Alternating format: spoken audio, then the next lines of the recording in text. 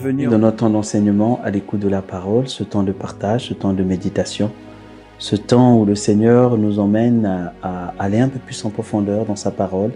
C'est un temps que nous mettons à part d'une demi-heure environ qui nous permet de méditer dans les jours à venir, aujourd'hui et les jours à venir, sur la compréhension des Écritures.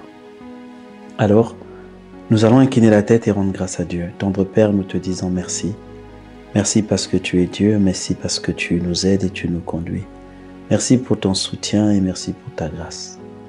Nous te bénissons pour ce que tu fais, pour tout ce que tu nous apprends et pour la connaissance que tu nous donnes. Merci de nous parler encore aujourd'hui dans le nom de Jésus. Amen. Alors je bénis Dieu, je rends grâce à Dieu pour vos églises, je rends grâce à Dieu pour vos pères spirituels, je rends grâce à Dieu pour mes pères spirituels, je rends grâce à Dieu pour là où vous communiez, pour les frères en Christ, et c'est pour vous que nous sommes là. Alors, nous allons aujourd'hui continuer sur les prérequis pour grandir avec Dieu. La connaissance dont nous avons besoin pour aller un peu plus loin avec le Seigneur. Nous avons parlé depuis quelque temps déjà de l'esprit, de l'âme et le corps, parce qu'il est important pour nous de connaître ces choses, pour mieux comprendre les Écritures. À l'avenir, quand nous parlerons d'un verset ou d'un autre, il vous sera beaucoup plus facile de savoir que là, ce verset parle plus à mon âme, ce verset touche plus les aspects de mon esprit, parce qu'il y a des choses qui sont de l'esprit aujourd'hui avec la nouvelle naissance qui ont déjà été faites. Ça veut dire qu'on vous donne juste une information. Il y a des choses qui viennent, qui sont dans le domaine de l'âme, qui font partie de ce qu'on appelle la restauration de l'âme. Et ça, c'est un travail en continu et continu. Et c'est l'objet aujourd'hui de notre partage, la restauration de l'âme. Alors, vous voyez, la Bible dit, nous avons parlé de l'esprit, nous avons commencé à parler de l'âme, nous avons abordé certaines notions comme l'homme intérieur et la chair. Nous allons aller un peu plus loin aujourd'hui. Et on a vu la dernière session que l'être humain, depuis sa naissance, a vécu constamment piloté par son âme, géré par son âme, d'où les décisions que nous prenons, qui sont des décisions qui vont à l'encontre de ce que Dieu veut, parce que nous suivons soit notre âme, soit notre chair plus précisément. Alors, regardez ce que dit la Bible dans 3 Jean 1, un verset que nous connaissons déjà, un verset que nous avons déjà évoqué. 3 Jean 1, le verset 1 à 2. Il dit, « L'ancien Agaius, le bien-aimé, que j'aime dans la vérité. » Donc c'est Jean qui est l'ancien qui écrit à Agaius. Il dit, « Bien-aimé, je souhaite que tu prospères à tout égard et sois en bonne santé, comme prospère l'état de ton âme. » Ce verset nous montre que la prospérité, ça veut dire aller de l'avant, aller plus, faire mieux, faire encore plus grand, aller dans la profondeur de la grâce, aller dans plus de grâce, dans ce que la Bible appelle grâce sur grâce, multiplication de grâce.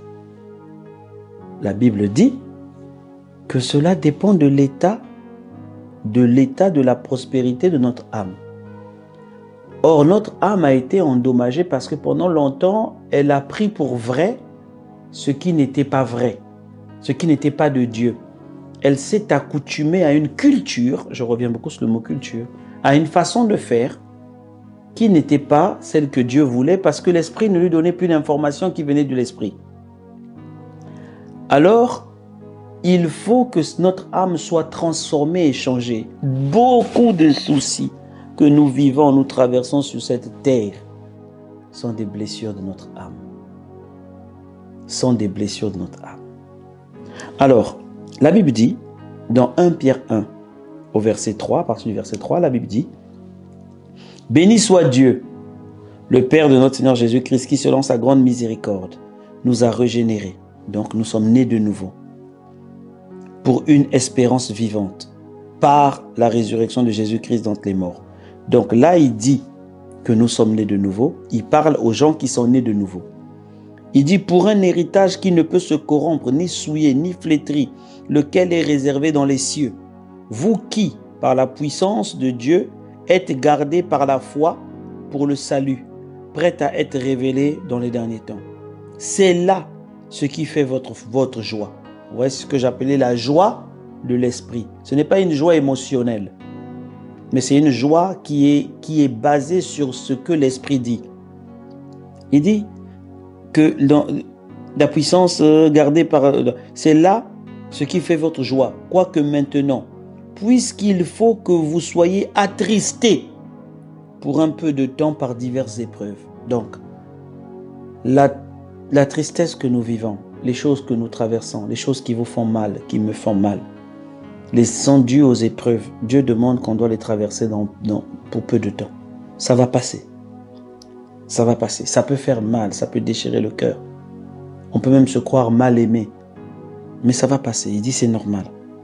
Il dit afin que l'épreuve de votre foi, plus précieusement que l'or périssable, qui cependant est éprouvé par le feu, ait pour résultat la louange, la gloire et l'honneur, lorsque Jésus-Christ apparaîtra. Celui que vous avez aimé sans l'avoir vu, en qui vous croyez sans le voir encore, vous réjouissant d'une joie ineffable et glorieuse. C'est une joie qu'on ne peut pas vous enlever. Parce que vous obtiendrez le salut de vos âmes pour le prix de la foi. Vous obtiendrez le salut de vos âmes. Il parle aux gens nés de nouveau, mais il dit que il y a beaucoup de choses que vous traversez parce que vous n'avez pas encore obtenu le salut de le salut de vos âmes. Le verset 10 dit, les prophètes qui ont prophétisé touchant la grâce qui vous était réservée, donc il y a des prophètes qui ont touché ça, la grâce, ont fait de ce salut, le salut de l'âme, l'objet de leur recherche, de leur investigation. Vous voyez donc, on peut être né de nouveau, prophétiser, mais avoir des problèmes d'âme. Avoir des problèmes d'âme. On peut être archibishop, évêque, pasteur, tout ça, mais avoir des problèmes d'âme. On peut être prophète, comme on dit là, et avoir des problèmes d'âme. Alors, pour que nous puissions prospérer à tout égard, nous avons besoin de ce qu'on appelle la restauration de l'âme. La restauration de notre âme. Je vous dis, des problèmes du travail, de famille, de conception, de foyer, d'éducation, énormément de choses passent par la restauration de notre âme. Notre âme a emmagasiné tellement de choses que elle est endommagée. Voilà pourquoi je disais une fois à un serviteur de Dieu, je lui disais, vous avez eu un père dur, je pense. Un père qui était très méchant. Et votre âme a été endommagée. Parce que vous croyez que c'est dans la dureté que se règlent les choses. Et ce serviteur de Dieu, me parlant, a dit, oui, je le reconnais, pasteur. Je le reconnais. Vous voyez, pourtant c'était un serviteur de Dieu. Mais son âme avait été endommagée par l'éducation du père sévère, du père dur qu'il avait eu. Et il le reflétait dans sa manière de vivre avec les autres ou encore même avec ses enfants. Parce que c'était le modèle. Mais l'âme avait été endommagée. Alors, vous voyez, la Bible dit dans Ézéchiel 36 au verset 26, « Je vous donnerai un nouveau cœur, je mettrai en vous un nouvel esprit, un esprit nouveau. J'ôterai de vous le cœur de pierre et je vous donnerai un cœur de chair. » Là, le Seigneur dit, et la suite de ce verset dit, « Je ferai en sorte que vous obéissiez à mes commandements. » Le Seigneur parlait déjà depuis Ézéchiel de la nouvelle naissance. Il a dit, j'ôterai, je vous donnerai un cœur nouveau. Je mettrai en vous un esprit nouveau. Donc Dieu change, il met un nouvel esprit. C'est de là que l'on parle de la nouvelle naissance. Si quelqu'un est si quelqu'un est en Christ, il est une nouvelle créature. Il est une nouvelle créature. Les choses anciennes sont passées. Mais qu'est-ce qui est né de nouveau? C'est l'esprit.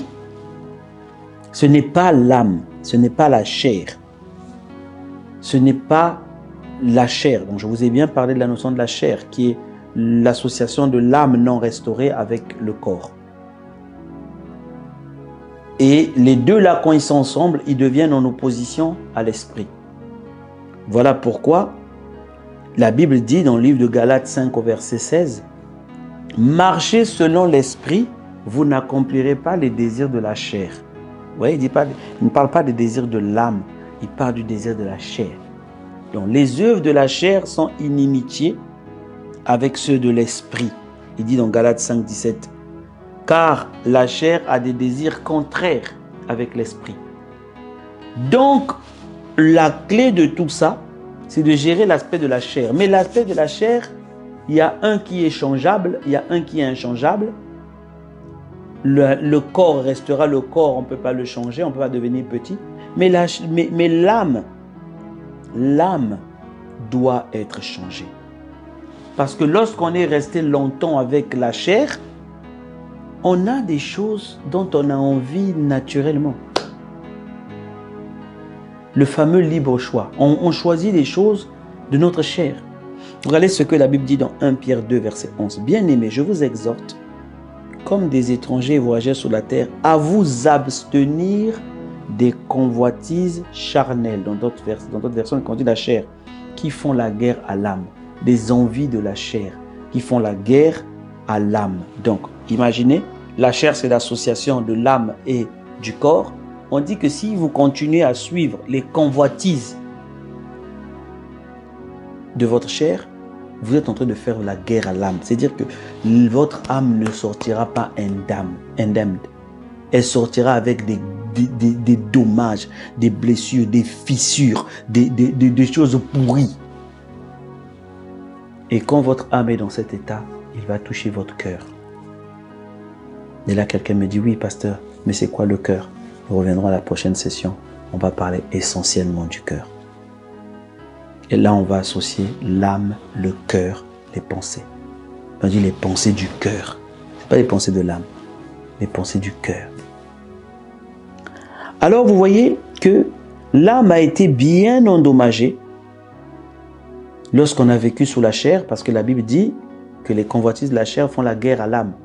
Donc après une guerre, il y a toujours des dommages. Et si on a vécu comme ça 30 ans, 40 ans, 50 ans depuis notre naissance, nos parents eux-mêmes, donc imaginez l'état de notre âme. Quel que soit qu'on soit appelé ou qu'on ne soit pas appelé, il y a l'état de notre âme. Quand vous étudiez les apôtres, vous allez voir que l'état de leur âme a beaucoup suivi. L'état de leur âme, bien qu'ils étaient nés de nouveau, ils avaient des âmes qui avaient des problèmes. La convoitise, ah oui, mais moi je voudrais m'asseoir à côté de Jésus, ah moi je vais être à droite, ah moi je vais être à gauche, ah non, pourquoi seulement vous, ah. Et même quand vous allez jusqu'à dans l'église, il a commencé à faire la différence entre les femmes des juifs, les femmes des non-juifs, ceux qui sont nés purement juifs, tout ça c'est l'âme qui a suivi dans l'église.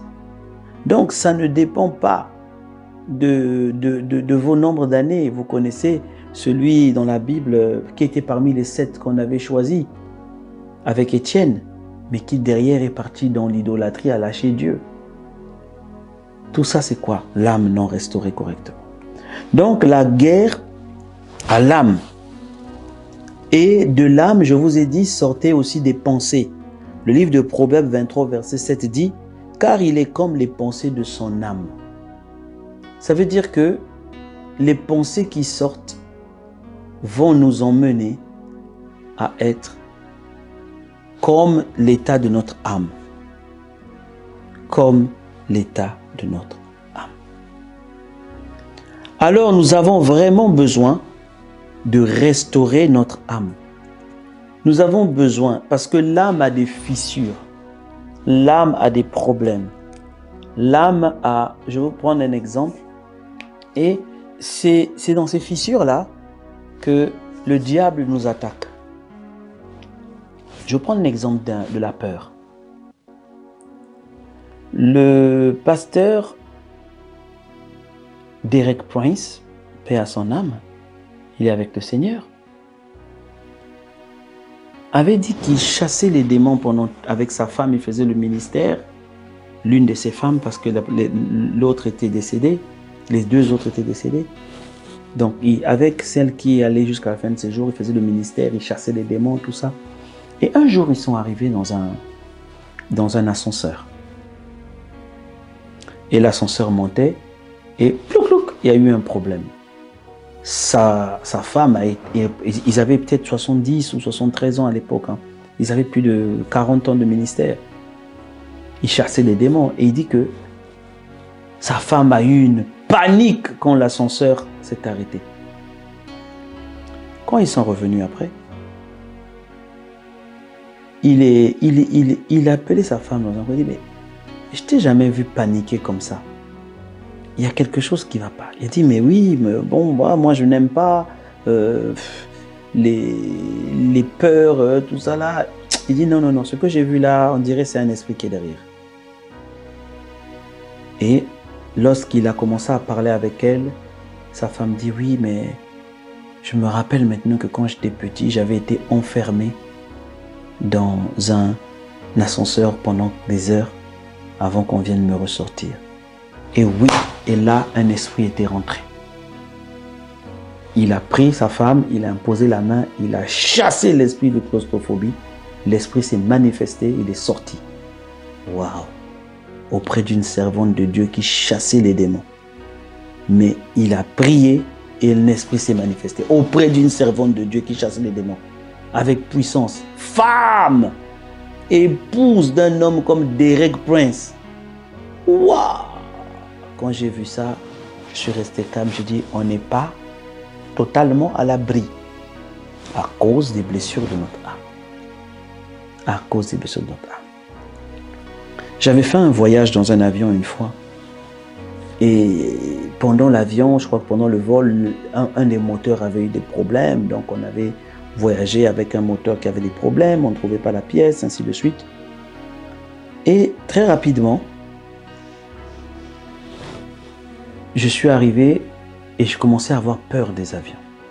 Parce que pendant 7 heures de temps, je suis resté en me disant, est-ce qu'on va arriver dans le moindre... Vous savez, si vous avez un avion et puis il y a un moteur qui a des problèmes, imaginez. Donc vous vous dites, mais si le deuxième la lâche, on est foutu. Et donc, on a voyagé comme ça pendant près de 7-8 heures de temps. Et après l'atterrissage, on est arrivé, tout est passé. Je ne me suis pas rendu compte comment 1 mois, 2 mois après, je commençais à avoir peur des avions. Peur des avions, peur des avions. Jusqu'à ce que j'ai dû passer un entretien de restauration de l'âme avec un des pasteurs que je connaissais à l'église, qui m'a expliqué, et j'ai pu, par la grâce de Dieu, trouver que cet événement-là avait ouvert une brèche à un esprit de peur. Et nous ne sommes pas à l'abri. Parce que les événements du passé, notre éducation, les cultures que nous avons eues, les convoitises de notre chair, les actes que nous avons posés, ont attaqué notre âme. Et certains, je ne parle pas forcément d'un esprit mauvais qui est devenu un oppresseur, mais certains ont eu des cicatrices qui sont jusqu'aujourd'hui et qui emmènent leur choix. Quelle que soit la dimension ou dans laquelle ils opèrent, quelle que soit la dimension dans laquelle ils sont, ils peuvent avoir...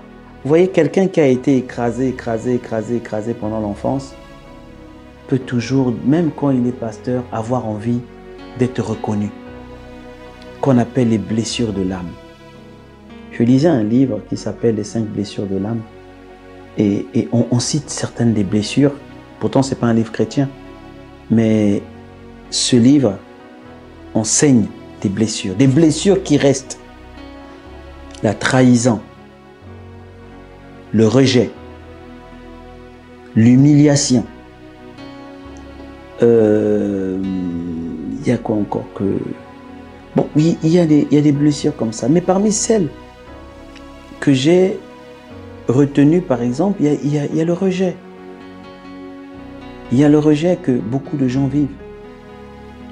Il y a l'écrasement, les gens qui ont été écrasés, humiliés toute leur vie. Mais vous mettez ces gens-là en poste de responsabilité, ou même demain ils deviennent pasteurs, s'ils n'ont pas restauré leur âme, en acceptant que l'humiliation passée est passée et que maintenant la gloire est en Jésus-Christ, ils vont chercher à être glorifiés. Ils vont chercher à être reconnus.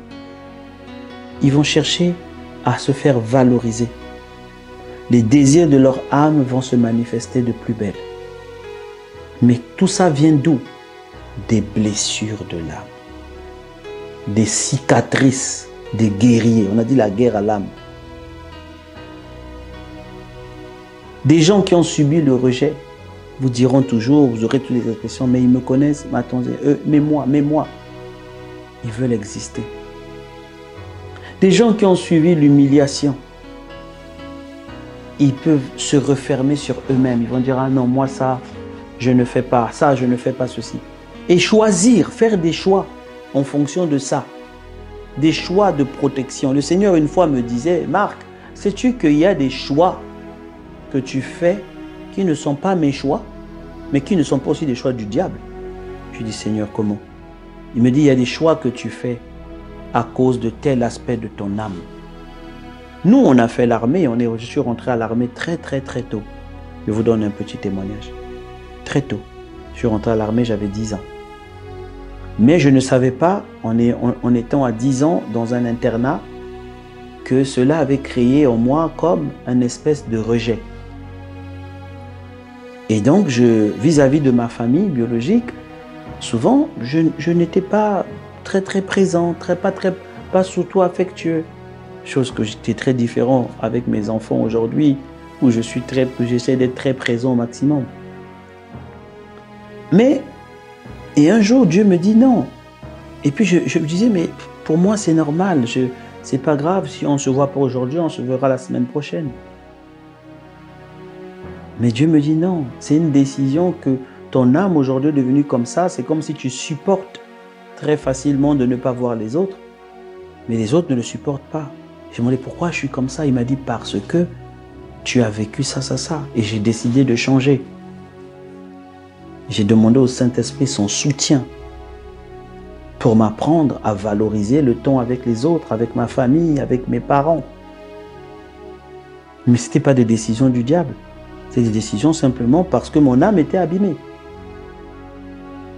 Alors on peut servir Dieu, on peut être avec Dieu, mais faire des choix qui sont à cause de notre âme blessée.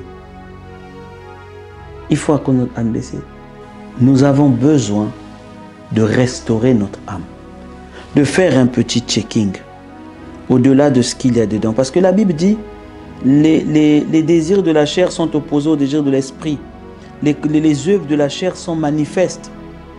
On les connaît. Ce sont la convoitise, l'immoralité, la sexualité impure, les œuvres impures, la magie, l'occultisme. Mais il y en a bien plus. L'orgueil, la colère, la haine, la vengeance. Tout ça, ce sont des œuvres de la chair. Voilà pourquoi dans les sessions précédentes, on disait, qu'est-ce que Dieu fait, qu'est-ce que Jésus fera? Parce que la chair va dire, maintenant c'est mon tour, il faut que je me venge. L'âme non restaurée. Nous avons besoin de la restauration de l'âme. Et beaucoup de nos choix qui nous ont menés à choisir A ou B, un tel ou un tel, X ou Y, souvent viennent des blessures de nos âmes non restaurées. Et nous avons besoin de cette restauration. Alors comment on restaure son âme? On restaure son âme par la parole. On fait cet exercice de dire qu'est-ce que Dieu veut par la lecture et la méditation de la parole. On demande à Dieu, révèle-nous des choses que nous ne savons pas sur nous-mêmes. Révèle-nous les blessures qu'il y a dans notre âme qui peut m'emmener. Pourquoi je suis toujours comme ça? Pourquoi autour de moi, je n'arrive pas à garder mes amis? Pourquoi à un moment, mes amis, je les rejette? Pourquoi j'ai toujours la suspicion? Je suspecte toujours les gens. Pourquoi dès qu'on m'interdit une ou deux choses, je sens que je suis rejeté? Je me sens rejeté. Pourquoi? Ce sont là des questions que nous devons nous poser constamment sur nous-mêmes. Ainsi, les messages qui arriveront vous parleront. Et si vous acceptez de changer votre âme, c'est là où on parle du salut de l'âme, de la prospérité de l'âme, et qu'on parle de prospérer à tout égard. Il y a des gens qui ont vécu dans la pauvreté, dans la souffrance. Leur âme a enregistré que nous sommes destinés à ça. Et à ce moment, c'est difficile pour ces personnes de rentrer dans la richesse de Christ que Christ a déjà donné, a déjà fait. C'est difficile à ces personnes de rentrer dans la joie ineffable, la joie réelle que Christ a déjà fait. Il y a tellement de choses qui sont dans le monde de l'esprit, suivez-moi bien, tellement de choses que Jésus a fait dans le monde de l'esprit, qui sont déjà en nous par le Saint-Esprit, mais qui n'arrivent pas dans notre vie physique parce qu'au milieu, notre âme n'est pas restaurée. Il y a beaucoup de choses qui sont dans le monde spirituel, comme l'amour de Dieu. L'amour de Dieu, la Bible dit, est répandu dans nos cœurs par le Saint-Esprit. L'amour de Dieu est déjà là. Mais il y a des gens qui n'arrivent pas à sortir cet amour agapé. Je ne parle pas de philéo où vous m'aimez par sentiment, mais je parle d'agapé. L'amour qui croit, qui pardonne, qui supporte. L'amour qui n'est pas envieux, l'amour qui n'est pas orgueilleux, l'amour qui est patient, l'amour qui endurcit, qui endure plutôt les choses. Connaître la longueur, la largeur, la profondeur et la hauteur de l'amour de Dieu, afin que nous soyons enracinés dedans. Il y a des freins à cet enracinement qui sont souvent de l'ordre de la chair, de l'ordre des blessures passées. L'envie de paraître, moi je suis le meilleur docteur, je suis le meilleur médecin, moi je suis le meilleur pasteur, moi je suis le meilleur évangéliste, moi je suis celui qui est, moi je suis celui qui est, c'est Jésus.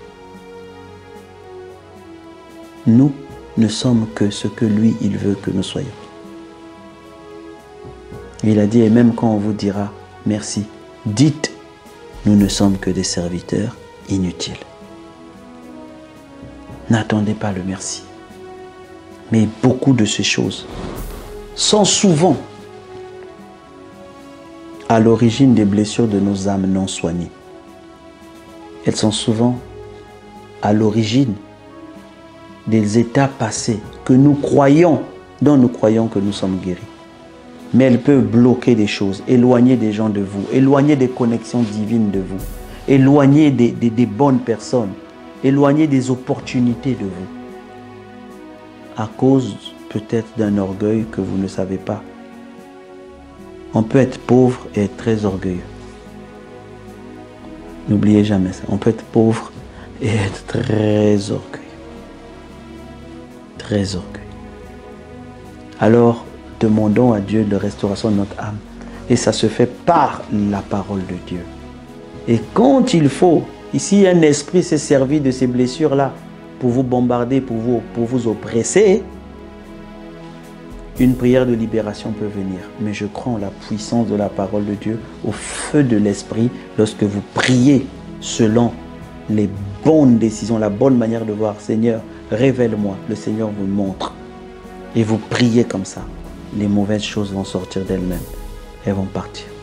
Parce que lorsque les mauvaises choses vont vous pousser à vouloir les faire, vous allez dire non, je ne fais plus ça. Pourquoi? Mon âme est restaurée. Je choisis de faire ce que l'esprit fait.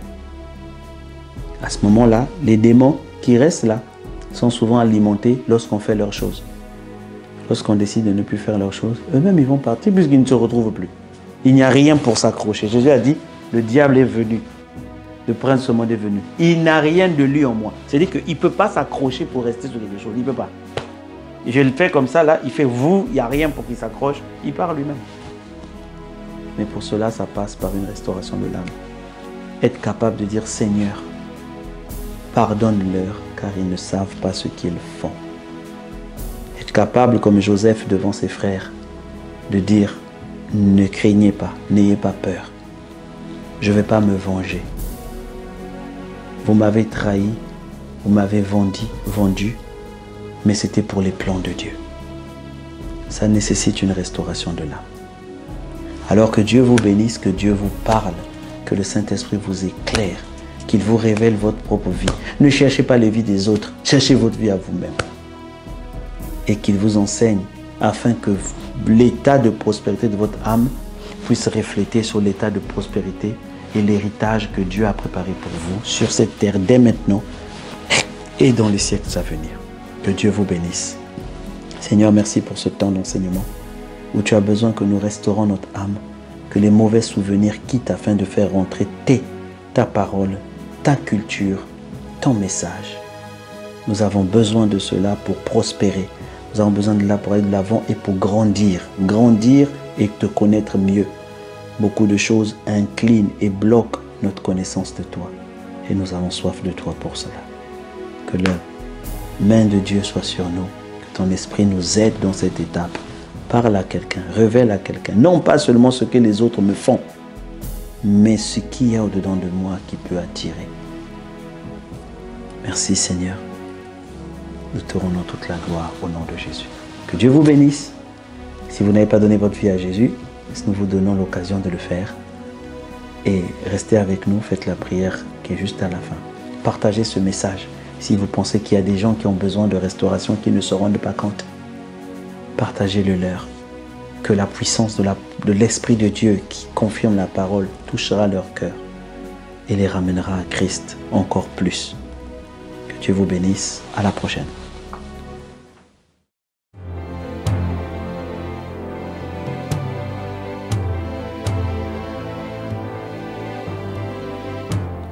Ô Seigneur Dieu, je crois en ton Fils Jésus-Christ. Je crois qu'il est mort pour moi et que Dieu l'a ressuscité d'entre les morts. Je confesse de ma bouche que Jésus-Christ est le Seigneur de ma vie. Dès maintenant et pour toujours. Je donne ma vie à Jésus-Christ dès aujourd'hui et j'ouvre mon cœur par la foi et reçois le salut.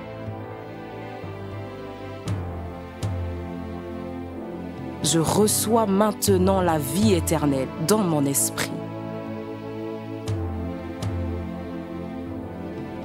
Merci Seigneur d'écouter ma prière. Mes péchés ont été lavés par le sang de Jésus.